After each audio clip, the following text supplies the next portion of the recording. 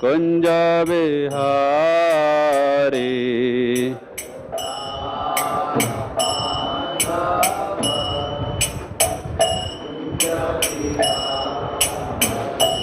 Jaya Gopi Janavallabha Girivaradhari.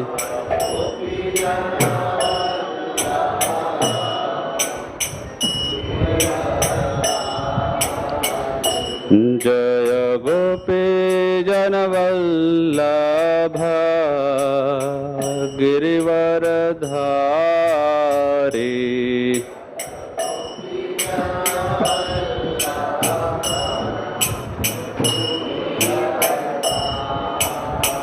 Yasodanandana Brajajana Ranjana.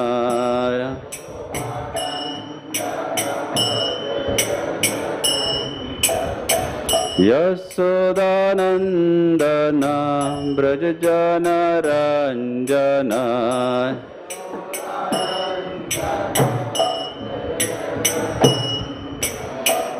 Jamuna Tera Vanachari.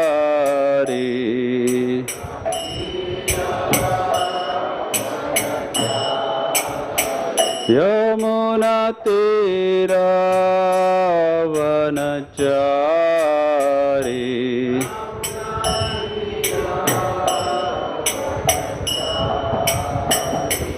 Jaya Radha Madhava Kunja Bihari.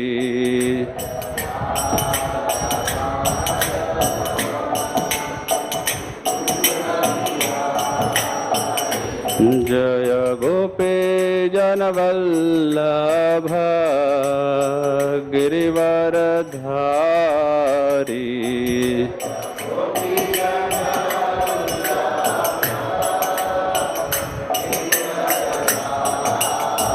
Yashodanandana Brajajana Ranjana.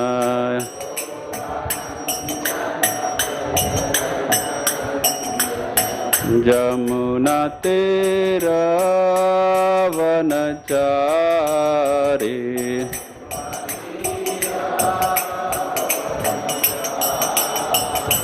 Hare Krishna, Hare Krishna, Krishna Krishna, Hare Hare, Hare Rama, Hare Rama, Rama Rama, Hare Hare.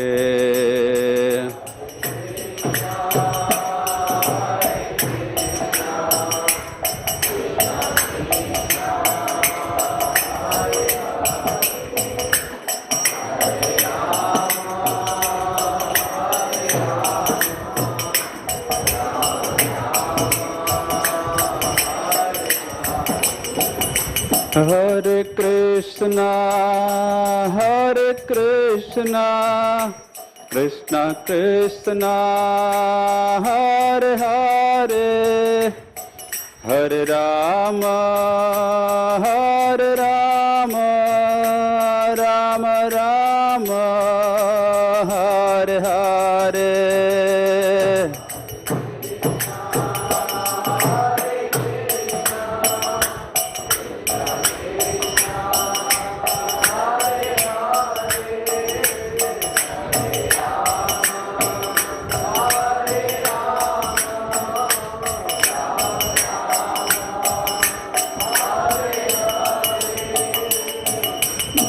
Hare Krishna, Krishna Krishna, Hare Hare, Hare Ram, Ram Ram, Hare Hare.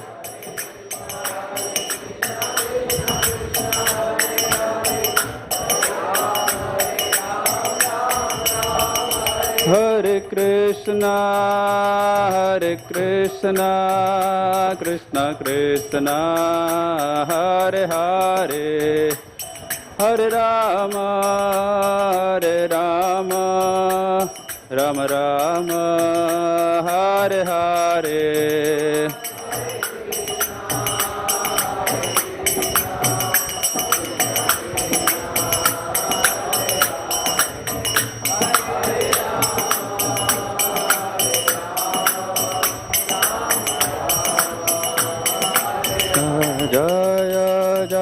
Prabhupada, Prabhupada, Prabhupada, Prabhupada.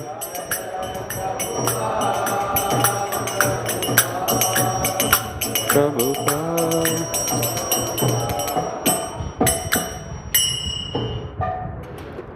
जय ओम विष्णुपाद परमहंस परिव्राजकाचार्य स्तोत्र श्री श्रीमद् अभय चरणारविंद भक्तिवेदांत स्वामी श्रील प्रभुपाद की, ISKCON BBT founder आचार्य श्रील प्रभुपाद की, संवेद भक्त वृंद की, गौर प्रेमानंदे।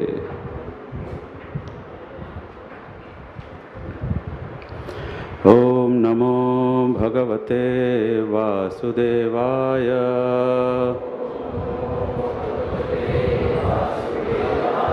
ओम नमो भगवते वासुदेवाय।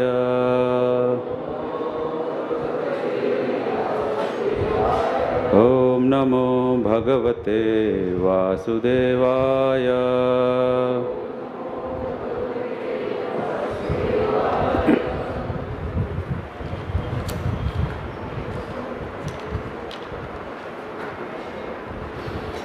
Hare Krishna, reading from Srimad Bhagavatam, Canto 2nd, Chapter 7, Text 10.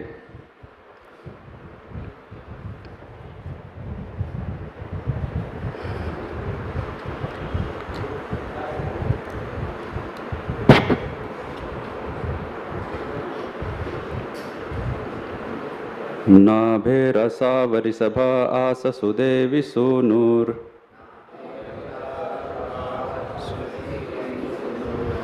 यो वै चचार समदृग् जडयोगचर्याम् यत्पारं हंसयं ऋषयः पदम् आमनन्ति स्वस्थः प्रशान्तकरणः परिमुक्तसङ्गः नाभे रसावरिसभ आस सुदेवी सूनुर यो वै चचार समदृग् जडयोगचर्याम् यत्पारं हंसयं ऋषयः पदम् आमनन्ति स्वस्थः प्रशान्तकरणः परिमुक्तसङ्गः नाभे रसावरिसभ आस सुदेवी सूनुर यो वै चचार समदृग् जडयोगचर्याम् यत्पारं हंसयं ऋषयः पदम् आमनन्ति स्वस्थः प्रशान्तकरणः परिमुक्तसङ्गः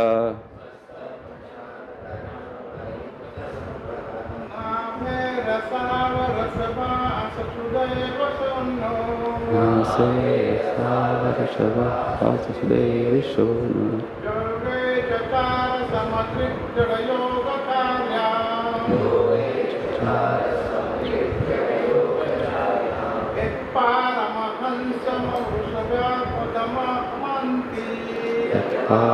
हंसयं ऋषयः पदमामनन्ति स्वस्थः प्रशान्तकरणः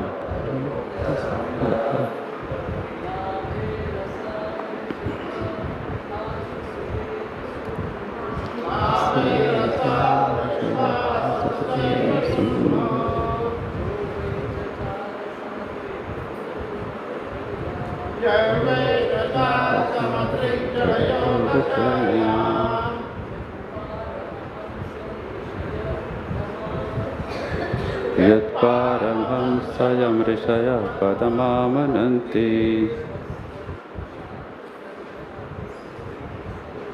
स्वस्थः प्रशान्तकरणः परिमुक्तसङ्गः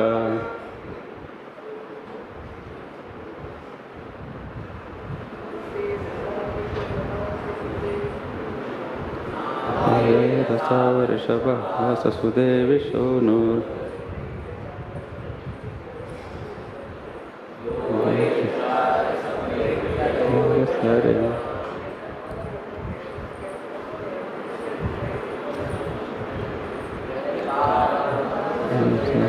Bhagavati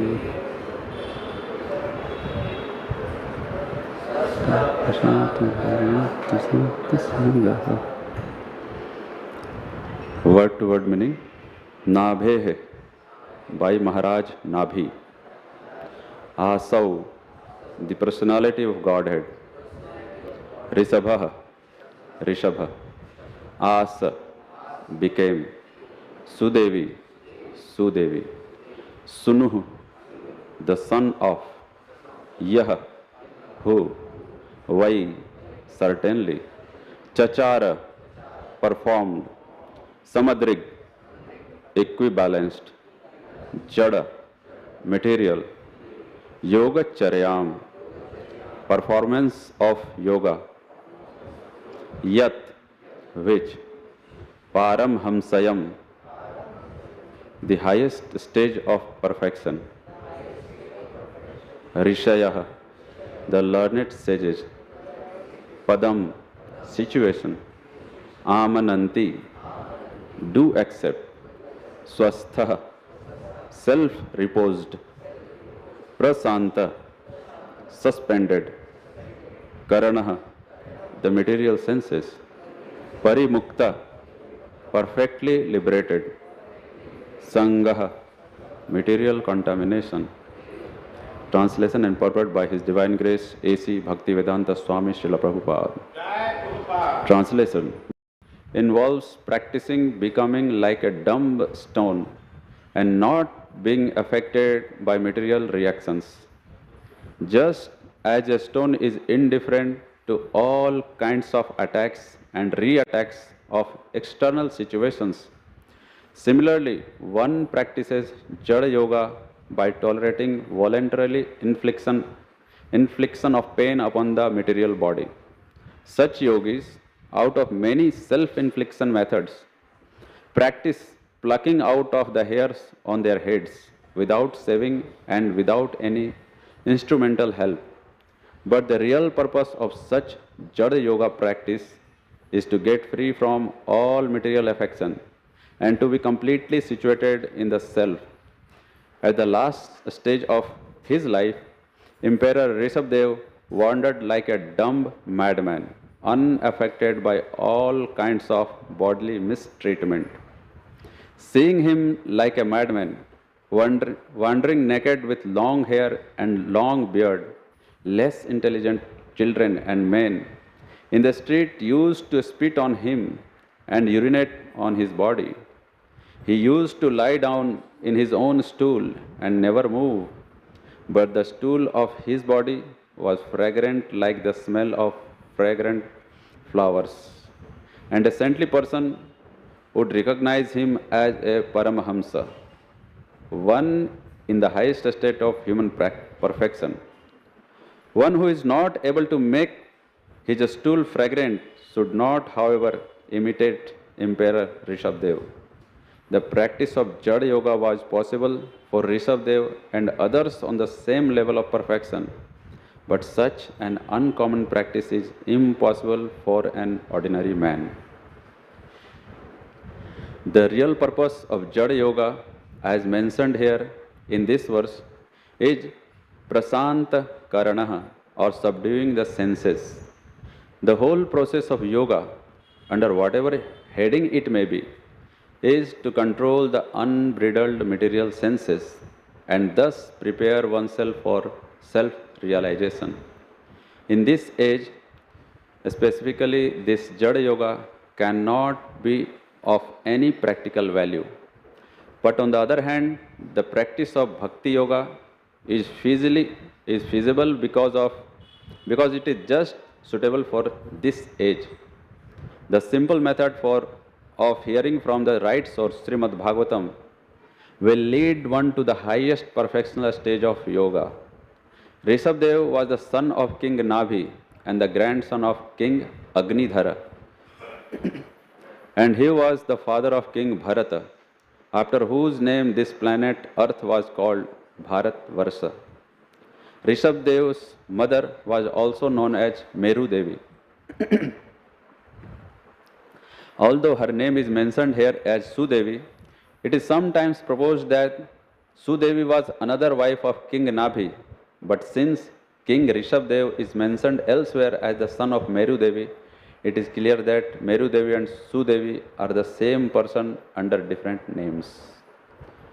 Om Ajnanatimirandhasya Jnananjanashalakaya Chakchurunmilitam Yena Tasmai Sri Gurave Namaha Sri Chaitanya Manobhishtam Sthapitam Yena Bhutale Swayam Rupa Kadamahyam Dadati Swapadantikam Vandeham Sri Guru Sri Yuta Padakamalam Sri Gurun Vaishnavamscha Sri Rupam Sagrajatan Sahagana Raghunathan Vitam Tam Sajivam Savdvaitam Savadhutam Parijana Sahitam Krishna Chaitanya Devam Sri Radha Krishna Padan Sahagana Lalita Sri Vishakhan Vitamscha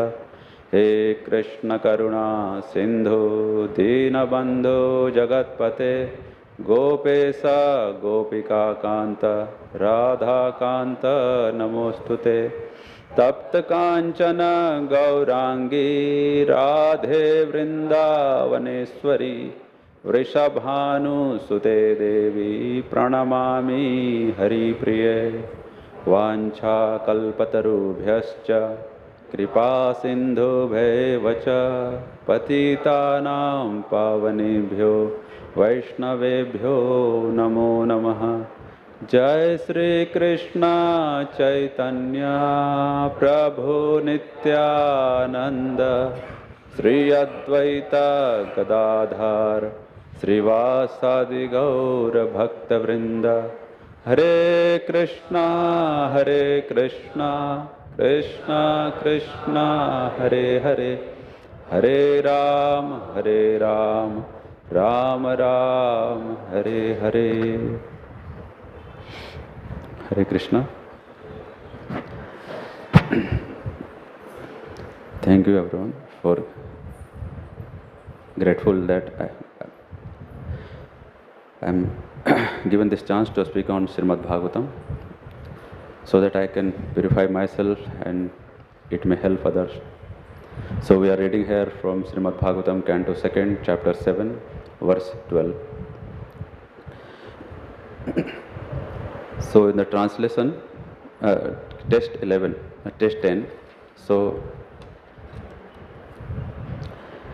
in the translation, Prabhupada is writing that Lord appeared as the son of Sudevi, the wife of King Nabhi, and was known as Rishabdev. He performed materialistic yoga to equivalence the mind. This stage is also accepted as the highest perfectional situation of liberation, wherein one is situated in one's self and is completely satisfied.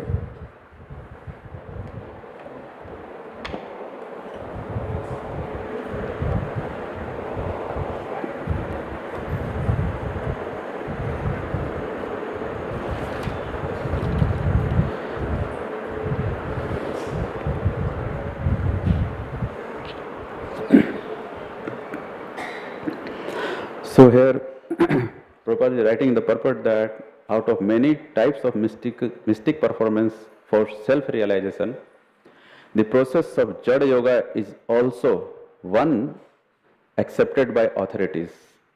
This Jada Yoga involves practicing becoming like a dumb stone and not being affected by material reactions. Just as a stone is indifferent to all kinds of attacks and re-attacks of external situations, similarly one practices Jada Yoga by tolerating voluntarily infliction of pain upon the material body. So in this Jada Yoga, one practice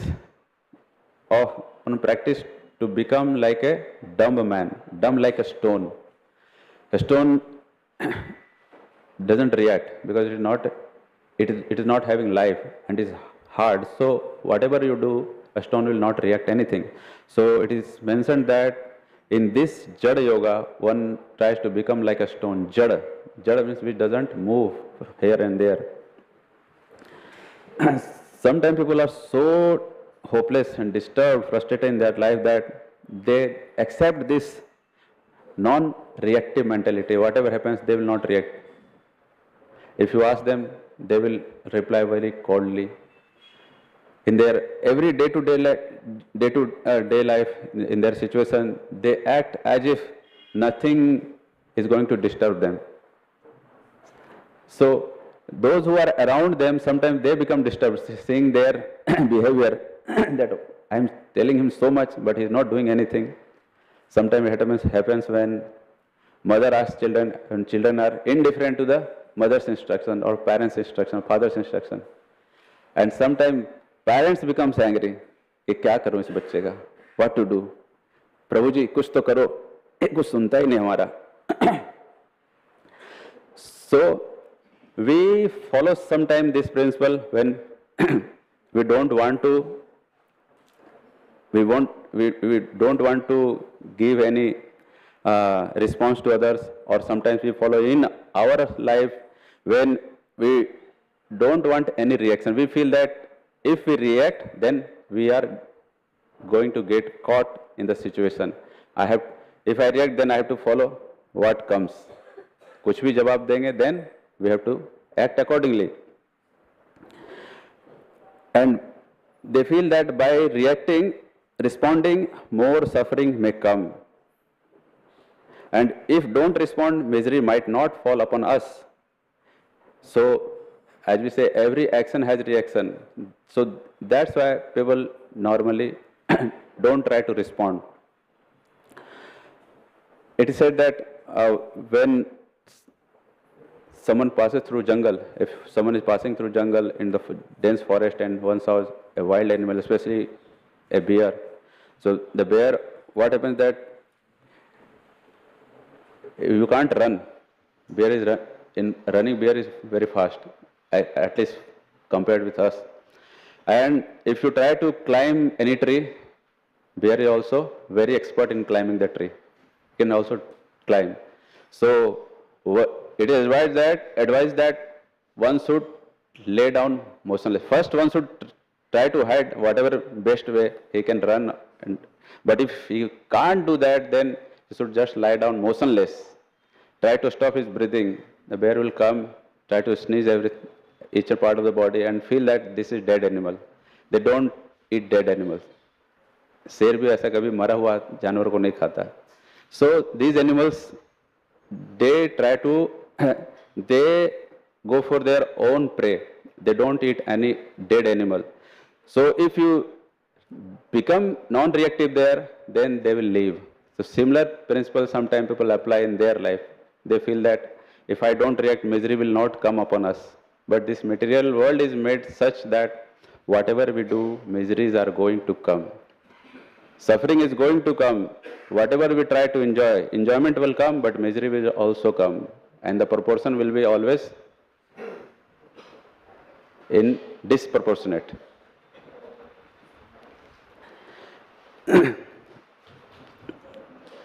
There was one boy who was going to school, and while going to school, he met with an accident. A small kid, he was a kid. So he fell down on the road and he was half unconscious. And people just surrounded that boy from everywhere. And someone was suggesting that he should be fanned. Someone was saying, give him water. Many people were saying many things. Then one old lady said, no, give him hot jalebi with milk. And they were saying like this. Then finally that boy opened his eyes. Why someone is not listening the call of that grandmother? So we become responsive when we feel that our response is going to give us some pleasure. Otherwise we become non-responsive. Same child may become non-responsive when he don't want to attend school. He will feel that no, I don't have to go to school, and the suggestion what everyone is suggesting is not helping me. Then just lie down here unconsciously. Ultimately they will send me home. So same person changes his reaction. Sometimes he becomes responsive and sometimes non-responsive. Based on what is the outcome. So we become unresponsive when we feel that the outcome is suffering. And we become responsive when we feel that, oh, pleasure is going to come. Pleasure is awaiting me. So, all five senses trigger us to be responsive in the hope of pleasure. And mind then calculates, evaluate the risk, what is there in that situation, and then mind gives signal to senses, okay, go ahead, you can enjoy something here. And in this plan of sense enjoyment, even though the pleasure derived from the process is significantly less than comparing the effort what the person is putting in that situation. And in this hope, person works very hard. It is said, Prahlad Maharaj says in Bhagavatam that, Matir Krishna Parto Swato Va Mito Abhipadyet Grihavratanam Adanta Gobhir Vishatam Tamistram Punascharvita Charvananam. That Prahlad Maharaj says that because of their uncontrolled senses, person too addicted to materialistic life make progress toward hellish conditions and repeatedly chew that which has already been chewed. Their inclination toward Krishna are never aroused either by instructions of others or by their own efforts or by a combination of both. And what people do or what we do, we in the hope of that we will also get happiness, we try to act same way, and we do the same thing. Punascharvita charvananam. We chew what has been already been chewed earlier.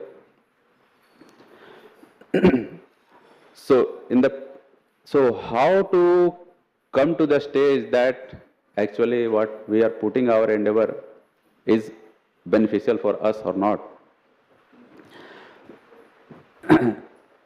So people in that purport, Prabhupada is writing that in Punascharvita Charvananam 7th canto, that we are entrapped here, and only when we get association of pure devotee of the Lord, then we get a chance that our devotional service starts, and we come to an understanding that what I am going through in life and how I can come out of this suffering especially. Otherwise it is not possible. Due to our past sukriti, we may be in the situation where we can follow, but it requires some pure devotee intervention by which we will get helped. Without pure devotee intervention, we are never going to get help. In all of our lives, we feel that we found many devotees who helped us, but why? Because some pure devotee was there behind all these situations. Prabhupada is there, Guru Maharaj is there, their mercy, Acharya's mercies are there, who are always desiring that the conditioned souls of this material world should get delivered. And their compassion is flowing through the person whom we are getting association in Krishna consciousness. So, in this world we keep on chewing what is already chewed, but then we feel that this happiness we are not able to derive from all this process. And people just speaks here and there, they open their mouth. So in this non-responsive nature, when people feel that if we react, then misery will come. The story is of two swans were there. They were staying in one lake, and in one season what happened that it was severe drought, and that pond, that lake dried up. And in that, but then they shifted to another place because they were able to fly, and there was good amount of water. So in that pond, their one friend was also there, who was tortoise. So tortoise, then when they feel that this tortoise is now going to die because there is no water, so let us help him. So they devised a plan, and they said that okay, we will carry a stick in our mouth, two swans, and you tortoise, they instructed that you hold the stick firmly and will fly to another reservoir where you will get your life. You will be survived there. So, and they instructed the tortoise, you should not open your mouth, whatever happens, otherwise you will die. So when they were taking this tortoise and flying in the sky, in the midway, some villages, they passed through some village, and the children were seeing this fantastic situation, funny situation. And children start clapping, and they saying, see, earlier we used to say, Kawa ud, chow, here. Now tortoise is also flying. Crow flying, it's different. So tortoise is also flying. So they were laughing, and this tortoise felt so much humiliation that he felt that I have to respond to this one. And he just opened his mouth to respond, but what happened? Fell down and dead. So this is the responsive nature of the person, where sometimes we don't need to respond to the situation. We don't need to respond to that situation, but we, based on our instinct, anger, we respond and we make our situation difficult. Similarly, the situation in this material world, as long as we keep on just complaining about the suffering of this material world, we will not going to get help by just responding, but just by just reacting to that situation. And we try to become just like a stone so that we don't face the miseries, but miseries comes automatically. In summer season, it's hard to avoid it, and winter also, it is very hard to avoid the winter season. We may try to do something, but it is going to hit us. Because this nature of this material world is dukkhalayam asasvatam. Always we will face some or other miseries, In place of miseries, how we can avoid it completely? It is difficult, it is impossible. We may adjust the situation, but we cannot avoid it completely. By just becoming dumb without self-realization, miseries don't stop. Don't stop these miseries. So, this principle of dumbness one can apply in his life when he is guided with self-realization. Otherwise, when the principle of self-realization is not there, only just by becoming dumb, it will not help in the progress of a spiritual path. When dumbness toward material nature is applied by knowing the working of the nature and the supreme controller of the nature, that supreme personality of Godhead, then only this principle of dumbness can alleviate the suffering of the living entity in this world. Otherwise, it is not possible.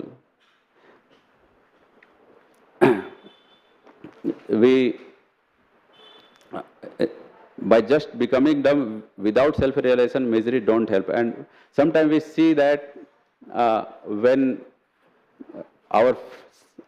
sometimes one applied this principle in their own life, and sometimes we feel that the friends or the colleagues who are around us, they become non-responsive. Whatever we have done, they sometimes don't acknowledge the fact that we have done something in their life.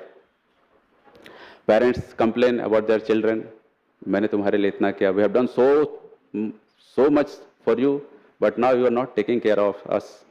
Or sometime in relationship, in wife, husband, this may happen, or in brother, this may happen. So this can happen any place.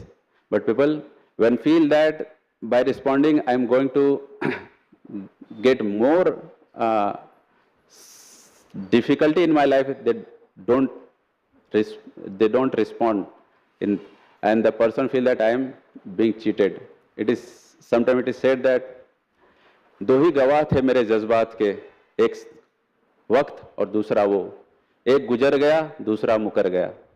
So most of the time it happens that whomever we have invested, they later don't recognize that, and the suffering continues.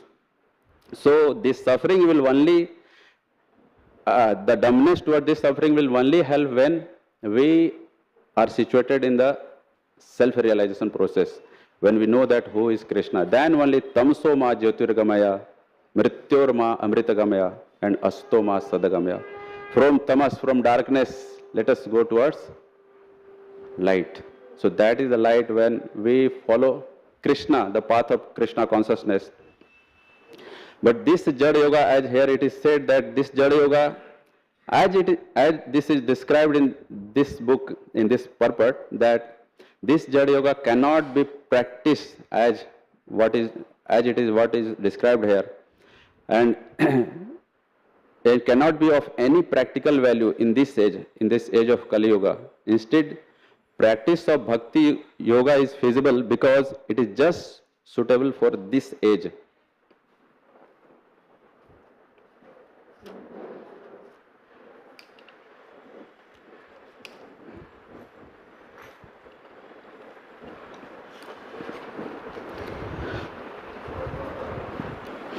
The simple method of hearing from the right source, Srimad Bhagavatam, will lead one to the highest perfectional stage of yoga.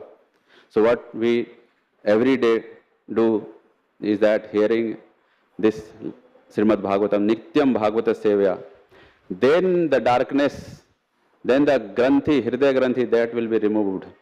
As Prabhupada, when he was traveling to America first time through Jaladuta, in that Jaladuta he suffered 3 heart attacks.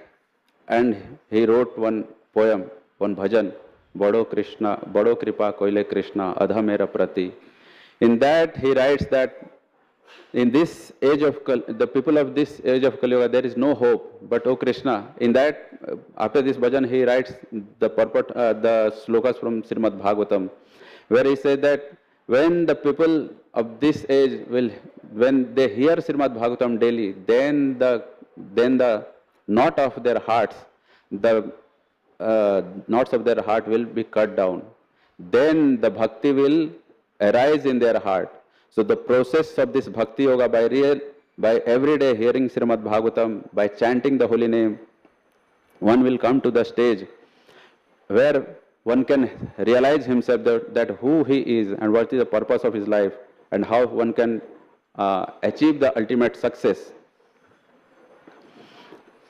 Here, devotee also apply this, although it is said that the method what is described here cannot be practiced in this age, but the principle of this Jada Yoga is applicable in everyone's of us life. We can apply this principle and we can advance in devotional service. Bhaktivinoda Thakur writes that in one of his bhajan, Manas Deha Geho Je Kuchu More, Arpilu Tua Pade Nanda Kishore. In that he writes, if you see the every stanza, that whatever is the circumstances, let me focus on you, Krishna, on your lotus feet. Maro bhi rakho bhi jeg chato mar nitya das prati tua adhikar. Either you beat me or either you keep me, either you protect me. Whatever is your desire, O Krishna, but please keep me under your shelter. Nitya das prati tua adhikar. You have full right. So devotee gives this right to Krishna. Even if the person of this world don't give any right to Krishna, the suffering is not going to stop. Because the material world, the environment is not going to change. So he is going to suffer. But when he accepts that whatever condition I am in, let me serve Krishna. He tries to solve the problem of his life. It is not that a devotee doesn't try to solve the problems of his life. He solves to whatever extent he can solve. But he don't just involve in the problem so much that he forget the purpose of his life. He tries to solve the problem, whatever extent he can solve, and many problems are there in the life which can't be solved. So he tries to live with that problem. In that condition also he tries to serve Krishna. And when he serves Krishna in this way, then Krishna becomes very much pleased. Like, oh, he's trying to serve me. Although he is in so much pain, he tried to do his level best to elevate his pain, but he's now not able to do. But he's focusing on me. So that gives pleasure to Krishna. So every one of us, no one can say that we are not suffering, we are not having any problem in our life. Even if no bodily problem is there, mental problem is there. either you stay in home or stay in temple, mind is same. So mind will give pain. Sometimes your chanting is not proper, sometimes reading is not proper, sometimes association with devotee and we're not taking seriously. So mind will give problem and then body is also there. It is not that body will not send some. So mind, body, all these things are giving problems. But when we keep aside these problems for practicing devotional service, this gives pleasure to Krishna. He feels very much satisfied that, oh, this devotee, after having so many problems, he is trying to serve me. How? So Krishna become pleased with such devotee. So devotee applies this principle of indifference towards material nature. And in that situation, one is able to serve Krishna. In Sichastakam prayer also we sing that Aslisyava padratam pinastu mam, that either Krishna you embrace me or rejects me. You are my Lord. So this is the highest stage of devotional service. We just can't imitate, but what have been prescribed to us in our conditioned nature, we should start doing that. Start chanting, start focusing on hearing the holy name, and this will gradually remove our anartha, and we will also be able to come to that stage. It is not that the stage which is mentioned in Srimad Bhagavatam, in Sichastakam prayers are not achievable. They are, but we have to put our faith in this process completely. We have to remove our anartha. If we are not able to remove our anartha, the theory what is written here will never attract us. We will never be attracted in devotional service completely. So we have to put our effort. If you want to see the result, then we have to fully practice this process. When we practice this process, then only we will be able to achieve the satisfaction in this process by serving Krishna. Otherwise, the satisfaction will not come because we are trying to serve our senses. Instead of serving Krishna, we are trying to serve our senses. And we try to serve our senses, miseries are bound to come. It is not that devotee will not face miseries, but their miseries are very much less than those who are just focusing on their sense gratification. Although those who are not devotee, they will not agree with that, but you can see the end result. Even a devotee who is having less amount of facility, if he is properly situated, properly chanting, properly hearing, taking association of devotees, he becomes very much satisfied. He prasanta, what the principle is here said, that the real purpose of Jada Yoga, as mentioned here in this verse is prasanta, karanaha, or subduing the senses. When he subdues his senses, he becomes prasanta, and that stage he can perform devotional service much better than what in an agitated state of mind. So this principle of Jada Yoga is very much, the principle of Jada Yoga is very much applicable in the life of devotees also. We can also apply this principle in our life and make our life successful. Hare Krishna. Any question or comments? Mike.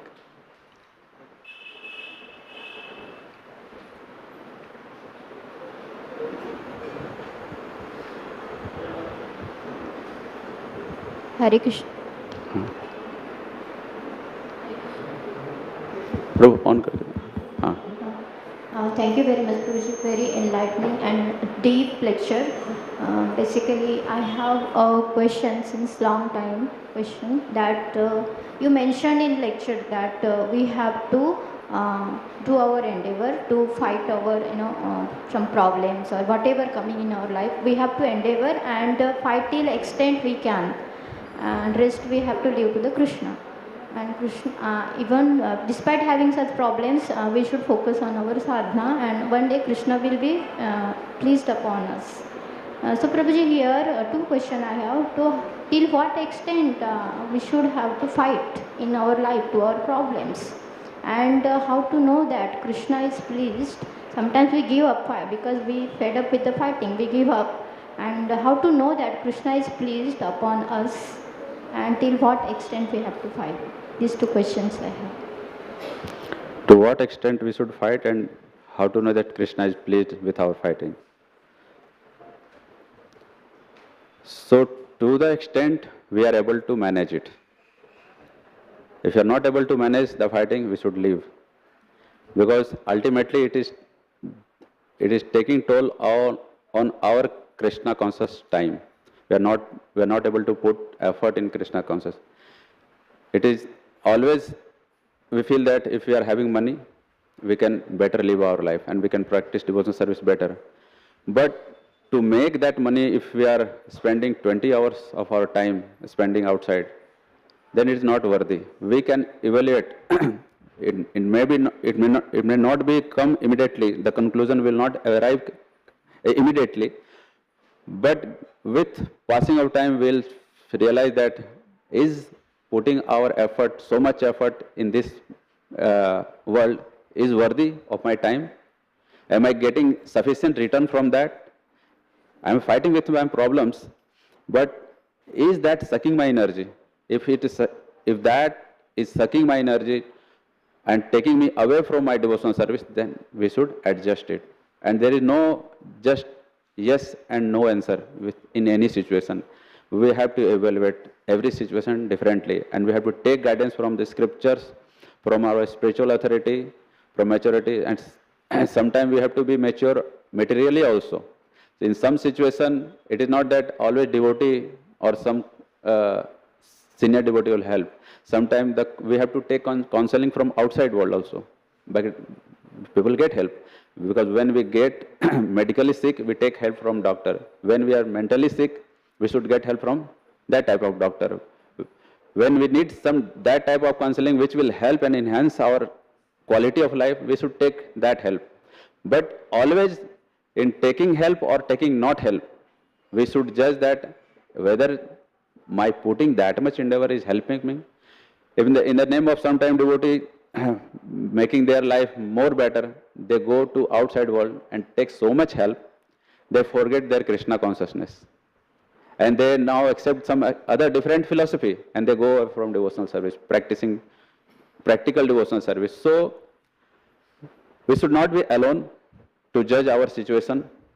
There should be people and devotee around us, confidential devotees, senior devotees especially, whom when we can reveal, we should know that they are not going to tell my problem to everyone and they are genuinely going to help me. If such people are around us, then based on our intelligence, Krishna will help that, and through this devotee, through scriptures, that how much we have to fight and where we have to live. All battles are not needed to be won. Some has to be left. Because we have to go ahead in our life. अगर युद्ध ही लड़ते रह जाएंगे तो युद्ध में ही मर जाएंगे, आगे भी बढ़ना है. So कभी कभी Krishna also did. He is famous as Ranchod, because he was not. He felt that his time is, that time was more important to meet Rukmini Devi for other purpose. So he left Kalyavan and he left Mathura and he left that battle. He was not concerned with winning that battle. So sometimes we should also we should be concerned that all battle we have not to win, because we can't win also. So we have to manage, and how we decide, this intelligence will come through Krishna, through our peers who are around us, our well-wisher, devotees, counselors, spiritual master. And we should always pray to Krishna that please give me intelligence that how I should utilize my time, how and how much I have to fight in this material world, so that I can practice your devotional service sincerely. And by doing this, Krishna sees that the person is trying his level best to put his effort, and Krishna is pleased by that endeavor. Krishna is not pleased, Krishna is not concerned with the outcomes, what we are putting in of the devotional service, what we are putting in.